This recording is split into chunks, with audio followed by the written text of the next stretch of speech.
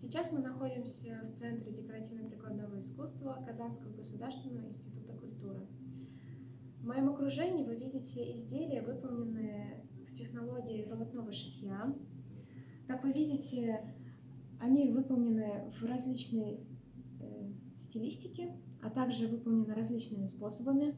Также здесь есть, как в золотном шитье, есть основные виды. Это литой шов, когда полностью поверхность перекрывается золотыми нитями металлизированными. Также для дополнения используются различные пайетки, бисер. И, в принципе, нить бывает разного цвета. Как вы видите, она бывает светлого такого золотистого, либо яркий золотистый цвет. Также бывает серебряная нить, не обязательно использовать чисто золотную нить. И эта технология может использоваться абсолютно на различных предметах, изделиях, в том числе панно, подушки, кисеты. Вот эта работа, как вы видите, она моя. Я ее выполнила за полгода в учебный процесс. Это как итоговая работа, завершение. Антоновские яблоки, произведение Бунина. Там использованы как раз-таки технология в прикреп.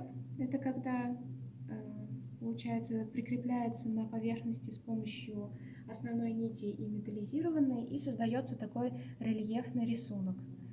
Это обычно используется на больших поверхностях, чтобы нить могла плотно держаться на поверхности. В принципе, сейчас я вам расскажу, как пользоваться канителью, что это такое и что нам потребуется для процесса работы с ней. Так, вот у нас канитель. Канитель — это такая металлизированная нить в виде пружинки такой. Она может быть плотной, может быть немного рассеянной. Также она бывает плоскостная, плоская, и также круглая. Есть круглая, в основе которой проходят, как сказать, нити, которые делают ее более плотной. А здесь она полая, то есть она внутри пустая. Сейчас я вам покажу, как можно декорировать поверхность узора, рисунка. Как вот здесь показано на лепестке, она может ложиться плотно и по форме самого лепестка. Тем самым она заполняет всю поверхность и создает интересный рельеф под углом. И тем самым она создает объем самому лепестку. Для этого нам потребуется...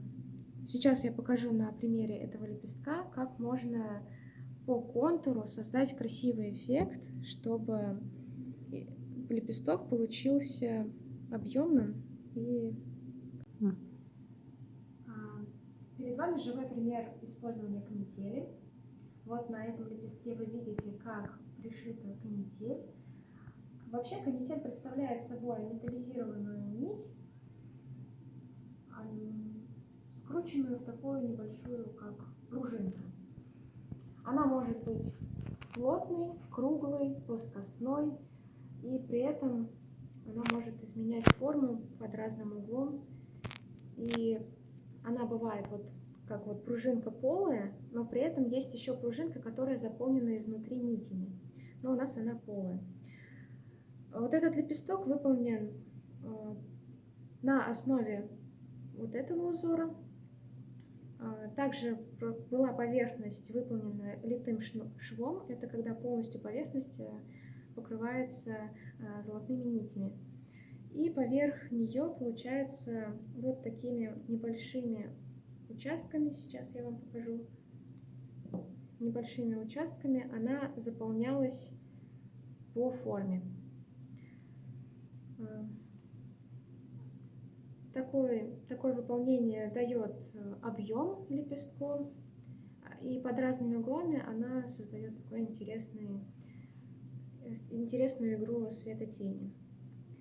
Для того, чтобы выполнить такой же, или, допустим, по контуру как-то выполнить форму узора, нам потребуется канитель, и потребуется ее нарезать на небольшие кусочки. Или, допустим, все зависит от диаметра, который нам необходим. Вот, допустим, для контура вот этого лепестка мы прикладываем канитель и отрезаем столько, сколько нам ее необходимо.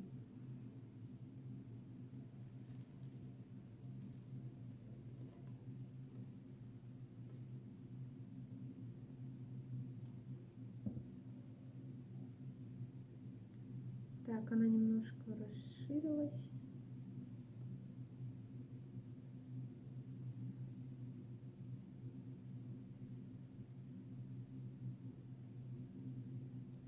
Ее обычно пришивают металлизированный в цвет тоже нить, чтобы нить, как сказать, не выбивалась из-за этой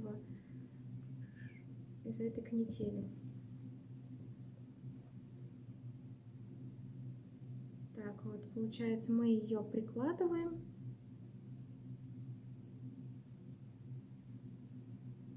Вот так вот прикладываем.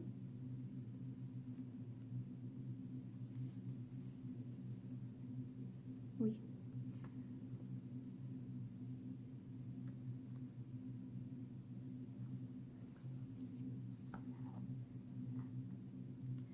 Можно вдеть в нее, потому что она, в принципе, будет держаться.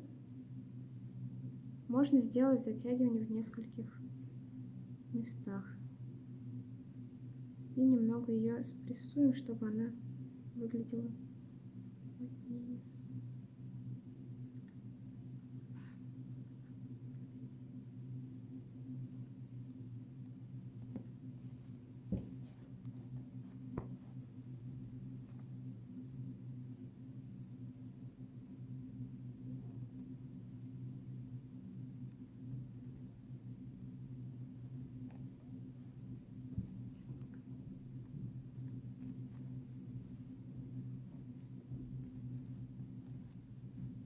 Немного расправляем, чтобы было равномерное распределение пружинки.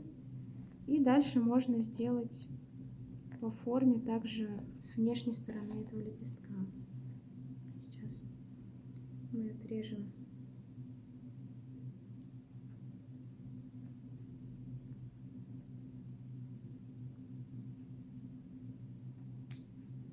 Но здесь уже придется прикреплять ее в нескольких местах, потому что, ну, чтобы она ровно легла по форме.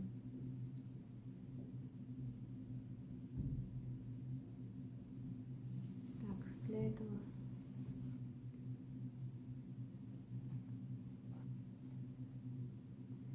придерживаем немного саму канитель, чтобы она лежала по форме, и пришиваем ее, как, допустим, обычный стеклянный бисер.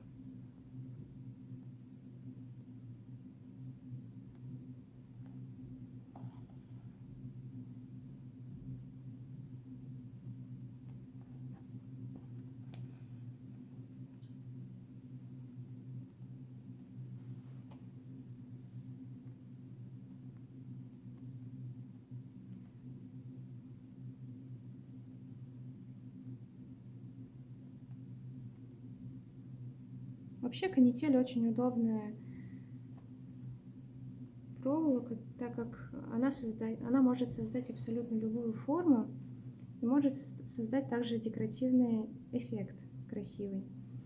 То есть можно не полностью заполнять форму узора, а создавать как раз-таки фактуру, может быть, на самой поверхности. Поэтому ее можно резать разными диаметрами.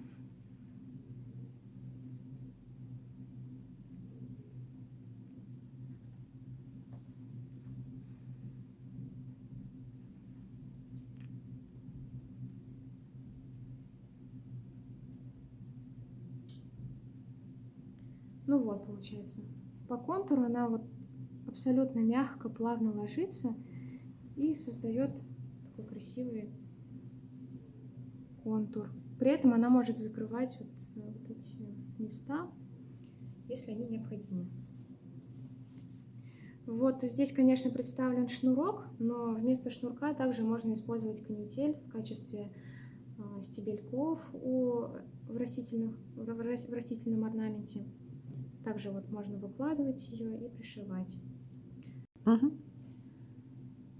Дальше я продолжила работу по орнаменту, так же, как я выполнила вот этот лепесток по контуру. И, в принципе, хочу сказать, что тот, кто умеет делать своими руками, создавать изделия из ткани, там, вышивать, шить, вязать, то вы можете создать абсолютно все, что вам необходимо, и вы украсите тем самым себя, свой дом, своих окружающих. Тем более изделия, выполненные своими руками, ценятся намного больше, чем выполненные на фабрике или производственным путем. Тем более, потому что вы вкладываете сюда всю свою душу, всю свою положительную энергию, все свои силы, знания. Также вы можете выполнить вот такую абсолютно красивую шкатулку, там, даже вот такой кошелек. И при этом это будет прекрасный подарок для как знакомых, так и для родных и близких людей. Подушки отлично впишутся в любой интерьер, украсят и добавят нотку традиционных мотивов в общий интерьер дома.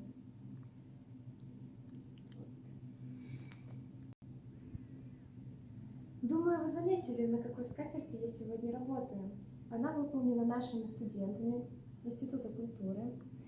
Посмотрите, здесь идет даже соединение нескольких техник. Это аппликация, также декоративные элементы бисера, что создает красочную орнаментальную поверхность, и выглядит это очень сказочно красиво. Тем более используются разные по цвету, получается, сами нити, и создает такую светотень, очень интересную.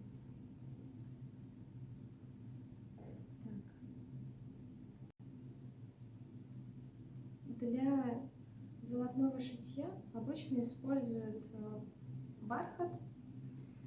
Можно использовать также атлас, но это в крайних случаях, потому что на бархате лучше крепится металлизированная нить, и в принципе смотрится очень красиво, потому что она создает такую мягкую поверхность.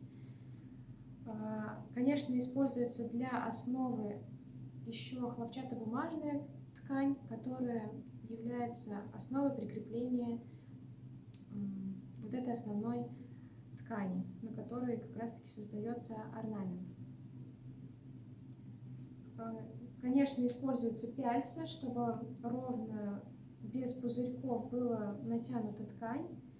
И как вы заметили, здесь по окружности и по периметрам закреплена обычной нитью поверхность для того, чтобы не было, как сказать, вот таких вот складок, чтобы чтобы была ровная поверхность.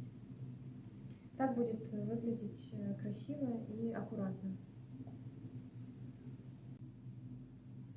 Канитель также используют часто в оформлении и декорировании тюбетеек татарских, колфаков.